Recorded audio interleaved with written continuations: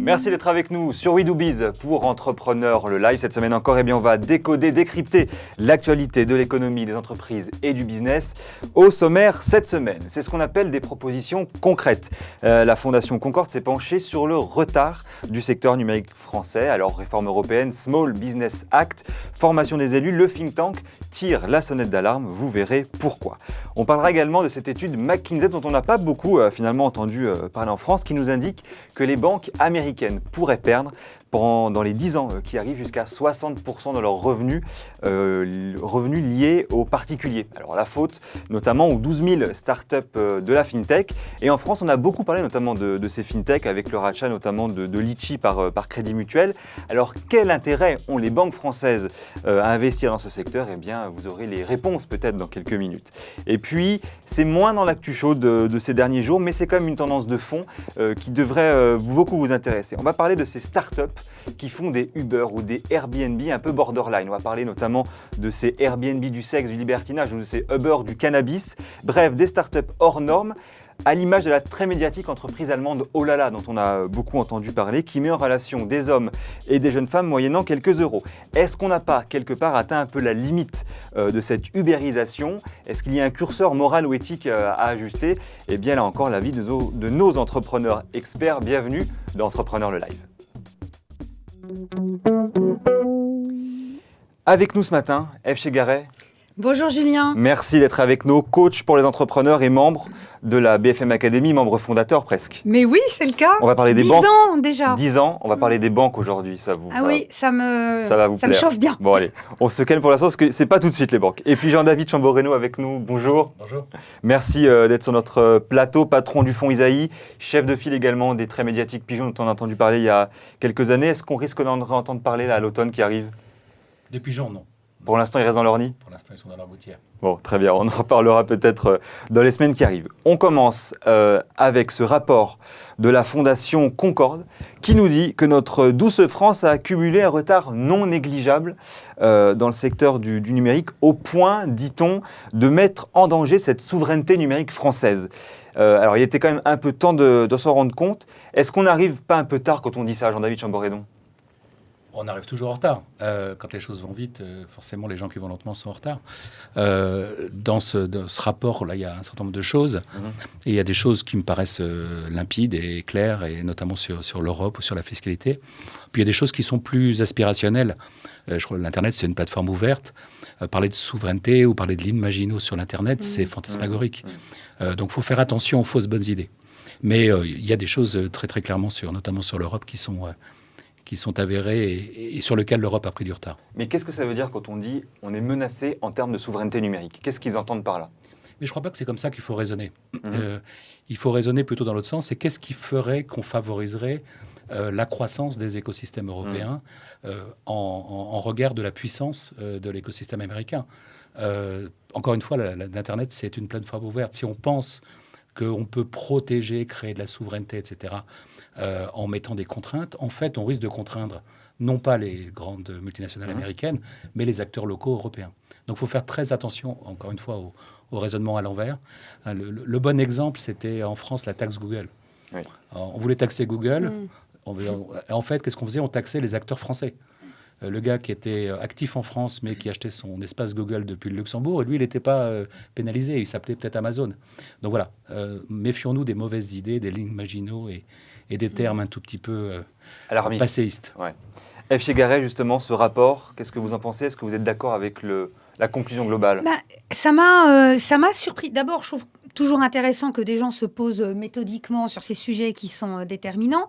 Mais quand on côtoie les startups au quotidien, et a fortiori dans le monde numérique, et qu'on les trouve tellement rapides, tellement en avance sur plein de sujets, créant de nouveaux usages, trouvant des solutions, etc. Moi, j'ai du mal à nous voir un pays en retard. Alors, je veux bien qu'avec un regard macro, on trouve des sujets à booster.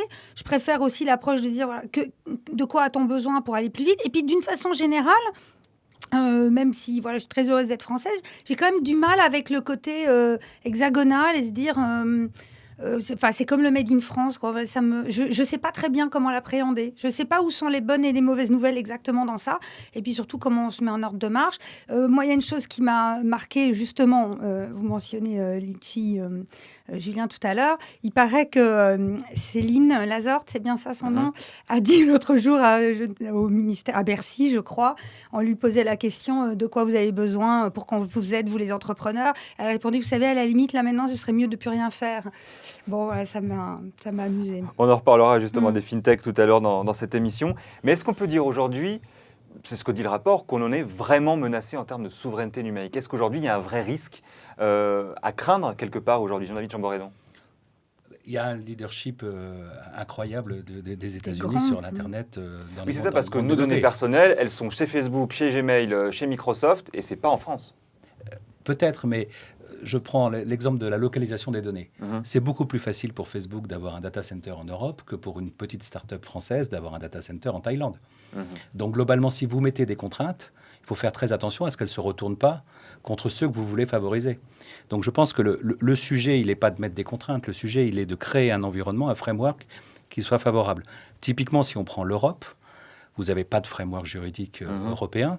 Vous avez des législations locales qui sont toutes différentes. Ça veut dire quoi? Ça veut dire qu'une start-up française, allemande, britannique, elle doit s'attaquer à un puzzle de législation. Et avant de devenir une entreprise de taille continentale, de taille significative, elle va avoir à passer toutes ces haies, tous ces hurdles. Une boîte américaine, elle a un marché américain qui est homogène, qui fait 350 millions de consommateurs. Elle devient grosse beaucoup plus vite. Donc voilà, donc comment fait-on pour que des startups européennes deviennent des acteurs continentaux plus rapidement, plus facilement? Et ça, ce n'est pas des contraintes, c'est de l'homogénéité, c'est de la simplification, et c'est ça qui permettra de combler le retard, même si aujourd'hui, le leadership des Américains, il est incontestable. Incontestable. Oui, c'est-à-dire que, si vous voulez, ce rapport est intéressant, mais on ne le découvre pas que Amazon, Google, etc., la Fondation Concorde le découvre. Oui, c'est peut-être ça qui m'a étonnée, moi, si vous voulez. C'est que... Alors, ça, justement, c'est le constat. Et dans ce rapport de la Fondation Concorde, il y a surtout des propositions. Alors, les mesures, les grandes mesures, il y en a 7. Constitution européenne de l'Internet, développer notamment le hébergé en France. On parle aussi de Small Business Act, on va y arriver. Et puis, on parle notamment d'un prélèvement unique à 25% sur le capital. Et puis, surtout, un point assez intéressant sur lequel on va revenir, c'est former les élus et les médias aux enjeux du numérique. Est-ce que, globalement, pour les entrepreneurs, pour les aider et aussi, pourquoi pas, pour les protéger, ces mesures vont assez loin? F. Chegaray. Moi, je prends le point de la formation, évidemment, mais moi, j'en rêve que les élus se forment. Bon, les journalistes aussi. Chez WeDoBiz, on est assez formés. Oui, vous êtes très calés. Bon, d'ailleurs, il y a quand même une jeune génération de journalistes et peut-être d'ailleurs d'élus aussi qui est évidemment plus en phase. Mais dans un premier temps, globalement, sur les mesures, est-ce qu'on va globalement assez loin? Est-ce que ça peut avoir un impact? Est-ce que ça peut aider les entrepreneurs? Moi, je suis réservée. Jean-David Chamboredon. Pour prendre un sujet très pigeon, qui est le sujet de la fiscalité, je n'ai pas bien compris ce qui est la proposition telle qu'elle était formulée. Alors, la proposition, c'est remplacer l'IRPP, l'ISF et la CSG par un taux de prélèvement unique sur le capital à 25%. C'est-à-dire qu'on prend 25% du capital de tous les gens, tous les ans? C'est la proposition. Il faut faire très attention. L'IRPP, c'est un impôt sur des flux. L'ISF, c'est un impôt sur le stock. D'accord? Donc, si on prend 25% du stock, c'est dramatique. Si on prend 25% des flux, c'est effectivement compétitif. Donc, la vraie question sur les revenus du capital, la taxation du capital, un sujet que je connais bien, c'est effectivement, sans doute, trouver un moyen pour que l'ISF n'ait pas toutes les conséquences dramatiques qu'il a sur l'écosystème entrepreneurial au sens large et digital en particulier, parce que ça conduit à une fuite des entrepreneurs français en dehors de France et ça met le capital là où il ne devrait pas être. Et puis ensuite sur les flux, donc sur les plus-values, les choses comme ça, effectivement être compétitif, être au niveau de nos voisins européens. Alors je ne parle pas de la Belgique où il n'y a pas d'impôt sur les plus-values, mais en tout cas de l'Allemagne, des pays scandinaves, etc. De façon à ce qu'on n'ait pas cet énorme inconvénient d'être vécu comme un pays où quand on gagne de l'argent, notamment en créant de la valeur, on est le plus taxé du monde ou un des plus taxés du monde.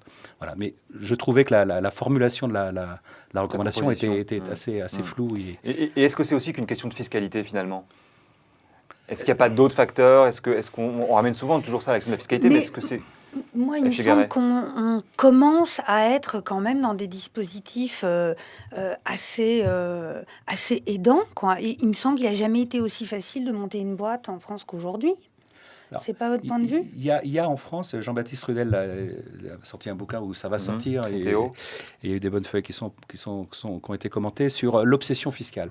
C'est vrai qu'il y a un peu une forme d'obsession fiscale en France qui est un peu permanente, pervasive et très nocive. Mais la réalité, c'est qu'on a des aberrations fiscales en France. Et je parle prenons l'ISF pour prendre cet exemple très précis. On est le seul pays d'Europe à avoir un impôt sur le patrimoine qui s'appuie sur l'ensemble du patrimoine des gens.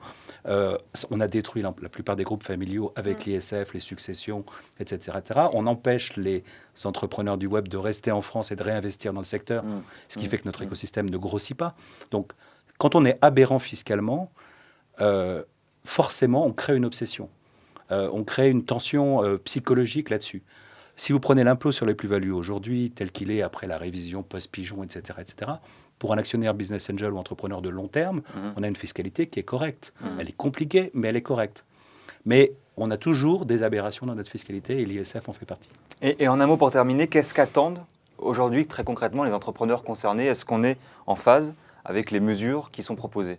F. Chegaray. Moi, j'ai l'impression qu'au-delà des montants, ils attendent de la simplicité, de la facilité. Alors, peut-être qu'on en demande toujours trop aussi, mais c'est surtout ça, et un état d'esprit. Jean-David Chamboredon. Je crois que Céline Lazorde disait « Je ne comprends rien au CIR ». D'accord, le crédit impôt recherche, qui est pourtant mis en avant comme un énorme avantage de la France par rapport à d'autres pays pour importer de la R&D, etc. Pourquoi elle ne comprend rien, Céline? Elle est très intelligente, Céline, donc elle pourrait comprendre.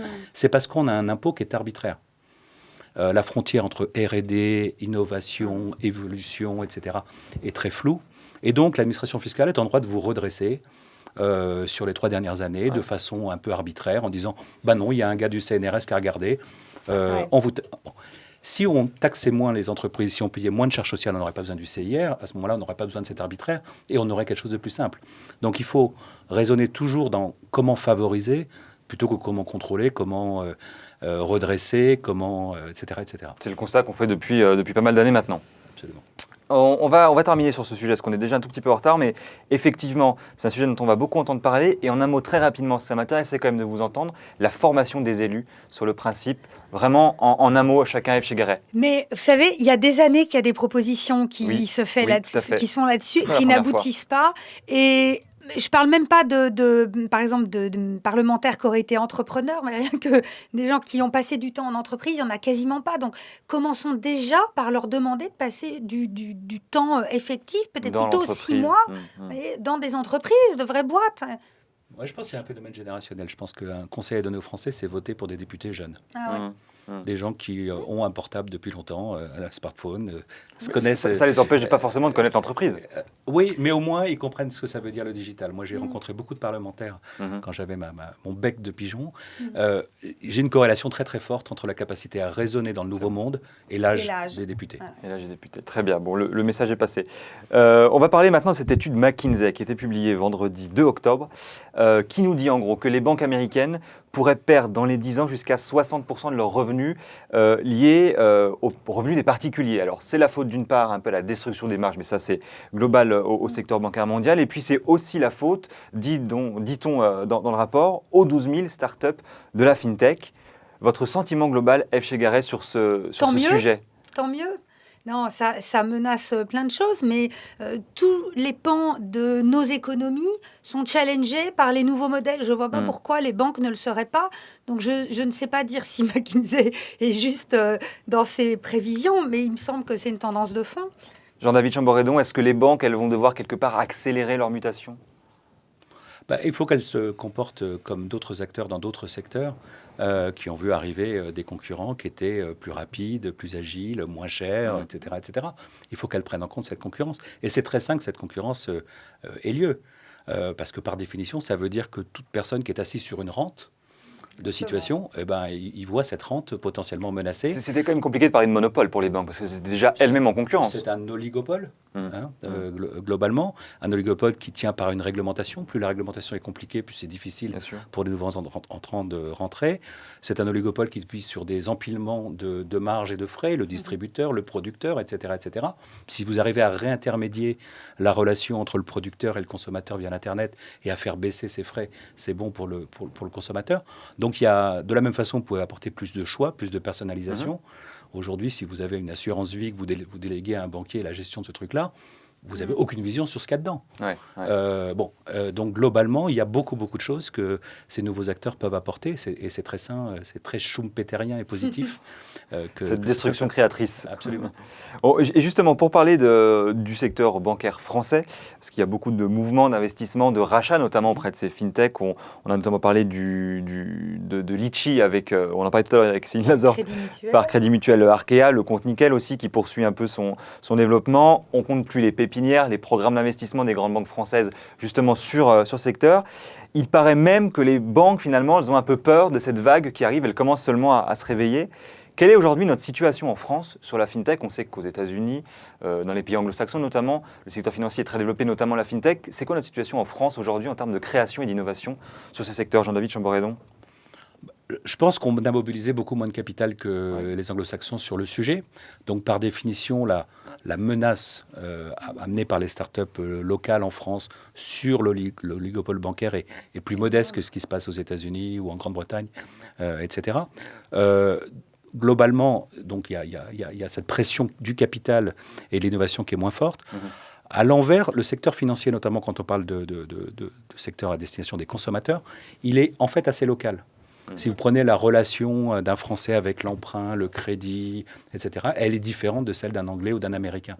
Donc ça veut dire qu'il y a quand même des opportunités pour faire des choses avec des acteurs qui soient locaux ou continentaux. Liés à un comportement, une culture. Moi, je me rappelle de Egg arrivant en France en 2000, qui étaient persuadés qu'ils allaient faire un carton avec leur crédit revolving et qui a été un bide absolu. Culturellement, c'était pas ça. Parce que pour les Français, le crédit revolving, c'était un poison. F. Chegaray, vous voyez évidemment beaucoup d'entrepreneurs tous les jours. Est-ce que ces entrepreneurs, ils ont envie justement d'intégrer ces incubateurs, ces programmes Made in Bank pour justement créer des pépites bancaires? Alors, je vois des entrepreneurs et je vois des banques aussi, parce que ça m'arrive d'intervenir chez eux sur les sujets des startups. Alors, moi, je vois un petit peu de méfiance. Je vois que certains entrepreneurs sont intéressés de se rapprocher de ces milieux-là, peut-être plus en espérant un peu plus de soutien ou d'attention, d'être un peu dans un pool. Sur leur innovation, sur leur concept. Oui, et puis de trouver peut-être des financements plus facilement, puisque vous l'avez vu, les banques essayent aussi de mixer ce qu'elles proposent avec des solutions de crowdfunding, etc. Enfin, ils essaient d'être créatifs. Je n'ai pas vu une ruée d'intérêt dingue pour les incubateurs des banques. Pour l'instant, c'est encore un peu timide. Il me semble pas. Et quel intérêt aujourd'hui les banques, elles ont? C'est une question de personnes aussi. Peut-être. Là, dans les réseaux où il y a des personnes qui portent fortement, qui sont très connectées, qui sont crédibles dans le monde du digital, ça marche mieux. Et quel intérêt aujourd'hui les banques, elles ont à se mettre à la fintech? Les banques françaises, j'entends. Jean-David Chamboredon. Ce n'est pas un intérêt, c'est une obligation. Qu'elles se posent la question de leur business model d'après-demain. Et sans doute d'ailleurs qu'il y aura des startups qui les désintermédieront et qui leur piqueront du business, mais il y aura aussi des startups qui leur amèneront les briques technologiques pour faire cette révolution et ce changement. Donc il y a à chaque fois dans chaque vague Internet, vous avez des gens qui sont face aux consommateurs et qui menacent les incumbants, et puis vous avez des gens qui aident les incumbants à résister à cette menace. Donc, il y a des opportunités pour les banques de collaboration avec des startups de façon évidente. J'ai l'exemple rapide d'une boîte, en l'occurrence, c'est des Français qui sont installés à Bruxelles et ils font faire des économies aux boîtes sur leur taux de change. Donc, quand vous importez, exportez, etc., vous gagnez de l'argent. Et finalement, certaines banques sont en train de devenir leurs clients. Oui. Et justement, est-ce qu'on a déjà, en un mot pour terminer sur le sujet, est-ce qu'on a déjà tout inventé? Est-ce qu'il reste encore des choses à créer, à développer qui n'existent pas sur ce marché-là, F. Chegaray? Étant une spécialiste de la fintech, j'ai mis l'idée. Non, je plaisante. Mais moi, je pense qu'il n'y a pas de limite. Tant qu'on voit que les banques sont encore dans notre paysage comme ça un peu indéboulonnables, c'est qu'on a de la marge pour les challenger. Jean-David Chamboredon, 12 000 startups, est-ce qu'il y a encore des idées neuves à apporter? Moi, j'avais un coach américain à la fin des années 90 qui m'avait dit une belle phrase, « Money business never dies ». Donc, il y a des tonnes de choses à faire. Et c'est un des plus gros business du monde, le fait de gérer de l'argent d'une façon ou d'une autre. Donc, il y a évidemment... Il y a encore des choses à faire. Évidemment. Et bien sûr, on en reparlera sur We Do Biz. Allez, on termine. Alors, vous êtes bien sur We Do Biz. On va parler de sexe et de cannabis dans les minutes qui arrivent. Peut-être est-ce que vous avez regardé samedi dernier, le Tube sur Canal+, donc l'émission média, qui proposait un portrait de Pia Poppenreiter, c'est la créatrice de Oh là là. Alors Oh là là, c'est une entreprise berlinoise, hein, vous êtes un homme ou une femme d'ailleurs, et vous voulez sélectionner parmi une liste de jolies jeunes filles justement, avec qui vous allez passer la soirée, bien le site vous met en relation. Alors officiellement pas de prestations sexuelles, juste une petite balade et un chocolat chaud, mais l'enquête de l'émission démontre justement la face cachée de la start-up. En un mot, juste sur Oh là là, après on parlera des autres, mais juste sur Oh là là, qu'est-ce que ça vous inspire, F. Garret? Comment voulez-vous que Je sais à qui je posais la question, évidemment. Non, mais alors son truc serait novateur si on avait, pour les quadras dynamiques, accès à un panel de jeunes hommes qui sont prêts à venir boire un chocolat chaud dans les cafés branchés berlinois. Non, mais qu'est-ce que c'est de cette blague? Évidemment que c'est dégueulasse. Regardez, à chaque fois qu'il y a une ouverture pour mettre, grâce à Internet, des gens en relation, évidemment que ça donne lieu à un business quelquefois il y a une offre et très une demande. intense. Bah oui, il y a une offre et une demande. Je ne pense pas que pour cette raison-là, on doit aider, aller dans ce sens, parce que ce qui me gêne, c'est pas le principe moral du truc, ça existe. Ce qui me gêne, c'est que il me semble que quelque part au bout de la chaîne, il y a des femmes en fragilité qui vont être instrumentalisées. Ça me semble pas faire un pli. Mais alors justement, au-delà de ça, il y a beaucoup de startups qui se sont spécialisées sur des créneaux, on peut le dire, un peu particuliers. Non, mais le cannabis, c'est rigolo. Alors on a King BNB justement, qui est un peu le Airbnb des libertins. Mr BNB, c'est des gays pour les gays, même ça, c'est pas tout à fait dans la même catégorie. Bed and Breakfast justement, qui est spécialisé dans la location d'appartements cannabis friendly, dit-on. Ouais. Ça existe donc. Est-ce qu'on n'a pas atteint quelque part un peu les limites de l'ubérisation? Jean-David Chamboredon. De l'Airbnbisation, plutôt là, en l'occurrence, plutôt que l'ubérisation. Oui. Pas typiquement sur Mr BNB, c'est un dossier que nous, on a regardé. Oui. Et je trouvais que la thèse d'investissement, alors on n'a pas fait pour des raisons d'équipe, de valorisation. Précise, le site est aux États-Unis, mais les fondateurs sont français. Absolument. Voilà. Et le site, qu'est-ce qu'il propose? Il propose à un couple homosexuel qui veut voyager et se loger chez Airbnb d'aller chez des gens qui sont gay-friendly. Et on comprend bien l'intérêt. La démarche. Et donc, typiquement, je crois que l'Internet, il sait fédérer des communautés. Naturellement, c'est comme ça que ça fonctionne. Bien sûr. Et quand une communauté a des aspirations, a besoin d'un type de service, etc., répondre à cette aspiration dans la limite de la légalité, il n'y a pas de limite. Et donc, il y aura peut-être que Mr BNB sera un très grand succès et aura pris un petit bout du marché des Airbnb. Mais c'est vrai qu'on n'est pas tout à fait sur ce que propose King BNB ou ce que peut proposer Bed and Breakfast, qui là sont des choses un petit peu moins morales. Est-ce qu'on peut mettre à un moment donné le curseur sur une forme d'éthique ou de moralité dans le concept même de son entreprise? Voilà, il y a d'abord ce qui est légal ou ce qui n'est pas légal. Si vous prenez la législation sur la prostitution, elle est très différente d'un pays à l'autre. Elle est très différente en Allemagne et en France. Elle est même très différente entre le Nevada et le Massachusetts. Donc globalement, on voit bien que le framework juridique de choses comme ça sont différentes. Et donc un investisseur comme moi, par exemple, je vais regarder dans quel framework juridique je me trouve, quels sont les risques en termes de réputation, en termes de business qui pourrait être fermé parce que devenant illégal. Mais le jugement moral... c'est pas forcément... je veux dire, la limite morale, elle n'est pas fixée par l'investisseur ou par l'entrepreneur. Elle est fixée par le framework juridique, par le consensus qui est apporté là. Mais ça veut dire que moralement, si c'était rentable et légal... ça pourrait vous intéresser. Oui, mais moi, je fais confiance à la démocratie pour faire que le framework juridique, il tienne compte d'une morale collective. D'accord ? Si vous prenez l'exemple de Oh là là, ça existe depuis très longtemps, en fait. Les sites d'escort girl aux États-Unis, il y en a des tonnes, et tous vous disent, il n'y a pas de sexe là-dedans, c'est juste une rencontre, etc. Après, les gens font ce qu'ils veulent.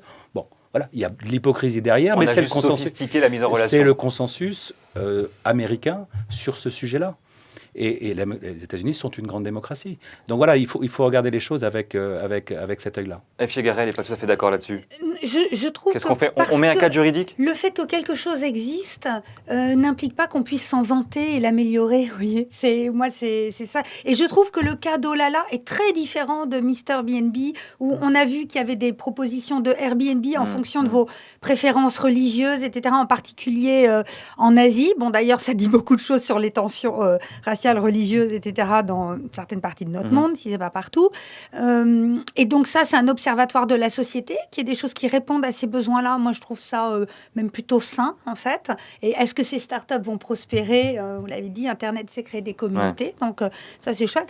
Bon, mais maintenant, cette Allemande, elle fait probablement un coup de pub, je ne sais pas, elle a certainement trois coups d'avance. Elle a sûrement intérêt à ce qu'on dise le mot « oh là là » le plus souvent possible pour faire de la pub pour son truc. Donc voilà. Et c'est gagné aujourd'hui sur WeDoBiz. Ah oui. En un mot, mot pour terminer sur ce sujet. Est-ce que vous avez déjà été l'un et l'autre en phase de projets, de concepts, d'idées un petit peu hors normes, un peu folles comme ça? Oui. Oui, alors moi j'ai vu passer à la BFM Academy, je l'avais sélectionné d'ailleurs parce que pour plein de raisons, parce que d'abord je me suis dit que ça allait quand même bien amuser nos auditeurs. Il y avait un type qui avait lancé le Net Dating Assistant, donc j'ai donc dit son nom. Et en fait, vous savez, quand vous cherchez un compagnon de campagne sur Internet, ça vous prend quand même des heures, ça prend du temps de surfer. Et donc lui proposait de faire une sorte de liste de vos critères pour que quelqu'un surfe à votre place, prenne les contacts et après c'est vous qui pouvez aller au rendez-vous. On a entendu parler d'ailleurs de cette boîte. Jean-David Chamboredon, des projets un peu fous comme ça, est-ce que... Moi, des projets un peu fous, je ne sais pas si on voit quelquefois des projets où on se dit, finalement, les gens qui vont adhérer à ce projet vont être très peu nombreux et le marché adressable est tout petit. Le truc est orthogonal avec ce que les gens attendent. Et donc, évidemment, on ne va pas donner suite à ce type de choses en termes d'investissement. Mais si quelque chose est un petit... j'adorerais rencontrer un projet totalement out of the box, complètement surprenant et qui, effectivement, peut rallier à lui beaucoup d'utilisateurs. J'adorerais. Bon, l'appel est lancé alors. Absolument. Vous n'avez plus qu'à contacter Jean-David Chamboredon. Merci à vous deux d'avoir participé sur ces trois sujets. On termine comme d'habitude cette émission avec votre petit coup de cœur ou votre petit coup de gueule. On commence avec Jean-David Chamboredon. Vous vouliez parler d'Air France. Ça vous a un peu énervé ce qui s'est passé lundi dernier. Énervé, je crois que ce n'est pas le mot, c'est lundi. Navré. Je ne sais pas comment les énergumènes qui ont malmené le DRH d'Air France, qu'est-ce qu'ils imaginaient comme bénéfice au fait de faire ça. Mais en termes d'image pour l'entreprise, en termes d'image de la France à l'extérieur, en termes de dialogue à l'intérieur de l'entreprise, c'est absolument navrant. On le rappelle en un mot, le DRH d'Air France, c'est ça, est sorti de négociations avec le syndicat, a totalement arraché, parce qu'il y a eu quelques tensions, on va dire, à l'intérieur de la salle, et les images, évidemment, ont fait le tour de la planète médiatique, on va dire. Il a été même malmené. secoué. C'était un peu le terme. Violemment. Donc oui, ça vous... Je trouve ça absolument navrant et je ne sais pas à quel siècle vivent les gens qui ont ce type de comportement. C'est l'histoire d'une espèce de lutte des classes qui date sans doute de 2 siècles maintenant, qui revient avec une violence et une comment on pourrait appeler ça, une incompréhension. Une lutte des classes pour des pilotes Air France. En l'occurrence, je ne pense pas que ce soit un pilote qui est... Alors après, il y a tout le rebond, les pilotes qui ne veulent pas et donc d'autres qui en pâtissent. Mais globalement, imaginez que dans l'entreprise, on puisse aller à s'arracher la chemise et à violenter un DRH, c'est aberrant. Oui, alors ça questionne aussi sur le métier de DRH quand même. Moi, je pense que c'est pas une position confortable, si jamais d'autres le sont. Et puis on a cette image de voir les gens d'Air France scier la branche sur laquelle ils sont comme ça en direct live, c'est un peu frappant. Allez, moi je prends le point de, on se le disait en off, l'idée de taxer l'économie collaborative. Exactement, dont on a parlé dans le dernier numéro d'Entrepreneur le Live. Bon, et voilà, ça y est, on y est, quoi. Ouais, ça me choque un peu. En même temps, je trouve que comme on voit certains faire un usage vraiment très, très intensif, professionnellement, de ce que proposent ces économies, ça veut dire c'est ce que disait le rapport du Sénat, c'est de chasser les faux particuliers de ces sites pour éviter qu'on fasse du business trop important, finalement. Oui, en tout cas, il y a peut-être une régulation à apporter. En un mot. C'est pas empêcher les gens de faire du business trop important. Le but, c'est dans quel cadre légal évoluent les gens et dans quel cadre fiscal les gens évoluent. Si quelqu'un, effectivement, tire la majorité de ses revenus de quelque chose et que c'est vraiment des revenus, c'est-à-dire une valeur ajoutée qu'il facture à quelqu'un, il est normal qu'il soit taxé, il est normal qu'il paye des charges sociales. Comme sur un travail. La question, c'est pas comment interdire ou comment empêcher d'eux. La question, c'est comment favoriser et ensuite comment faire rentrer dans le cadre légal général ces activités qui sont nouvelles. On en reparlera évidemment dans les prochains numéros d'Entrepreneur le Live. Jean-David Chamboredon, F. Chegaray, merci d'avoir participé à cette émission. Merci à vous de nous avoir suivis. On se retrouve dès la semaine prochaine, mardi, 10h30, en direct sur WeDoBiz pour Entrepreneur le Live. Très bonne semaine à tous.